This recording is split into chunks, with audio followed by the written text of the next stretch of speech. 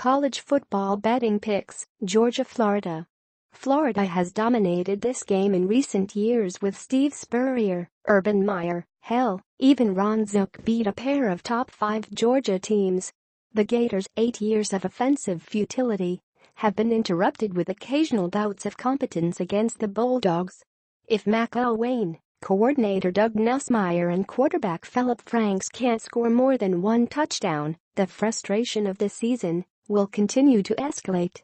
Win here, and Georgia enters November undefeated for the first time since 2002, a season the Bulldogs finished 13-1 with an SEC championship and a Sugar Bowl win. How Florida can win. The redshirt freshman Franks possesses a strong arm and is completing nearly 64% of his passes. But the coaches don't trust him, and he can't seem to read defenses. Against a top 5 defense, it seems unrealistic to expect Florida to score even 20 points. The offense put up 3 points against Michigan, 16 against LSU and 17 against Texas A&M, the 3 best teams the Gators have faced to this point. Thus, the Gators are counting on a low-scoring game. Expect a steady dose of Malik Davis and Lamical Perrine, as the Gators can't afford for Franks to make crippling mistakes. But Georgia's secondary looked vulnerable against Missouri, and Florida is going to have to complete 2 or 3 passes downfield to Terry Cleveland or Kadarius Toney to have a chance.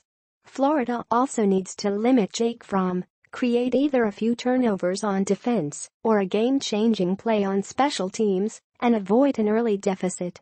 How Georgia can win. Some of the comparisons to Nick Saban and Alabama have a demeaning tone, but Kirby Smart and Georgia would do well to mimic the Crimson Tide in this one. The Bulldogs have a more talented roster and a more complete team, one good enough that if needed, it can allow Florida to lose this game rather than Georgia going out and winning it. That means confusing Franks and forcing him into mistakes, turning Florida into a run-only team, and grinding away at the Gators' defense with a plethora of outstanding running backs. Georgia needs to wear down Florida in the second half, let the Gators self-destruct, and not make anything easy. A business-like approach that avoids major mistakes should be enough, as the Bulldogs may only need 14 to 17 points to win. Here are a few additional nuggets. Georgia hasn't beaten Florida by 14-plus points since 1997, 37-17.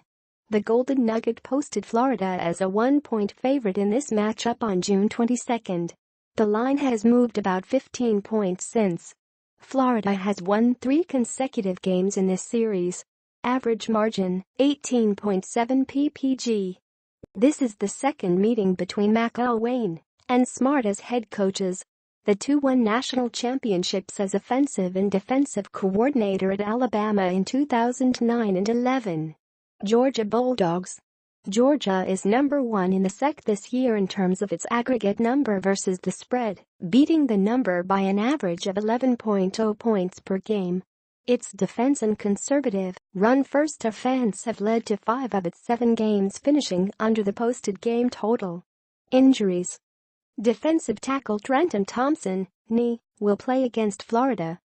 He missed the last 2 games and is a huge boost to the team's run defense. Fellow DL David Marshall, concussion, has been cleared, as well. DT Daquan Hawkins Muckle, back, reportedly practiced Wednesday. Linebacker Natras Patrick is serving a 4-game suspension. LB Reggie Carter, concussion, should be able to play Saturday. LB Rashad Roundtree, multiple injuries, probably will not play Saturday. Offensive lineman Pat Allen, lower leg, has practiced this week and should be available. Scheduled spot. Georgia hasn't faced a remotely good team since September 23 versus Mississippi State.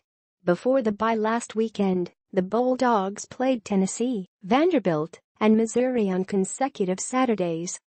Florida had a bye in Week 8, as well. With South Carolina on deck for Georgia, there's nothing remarkable about this spot.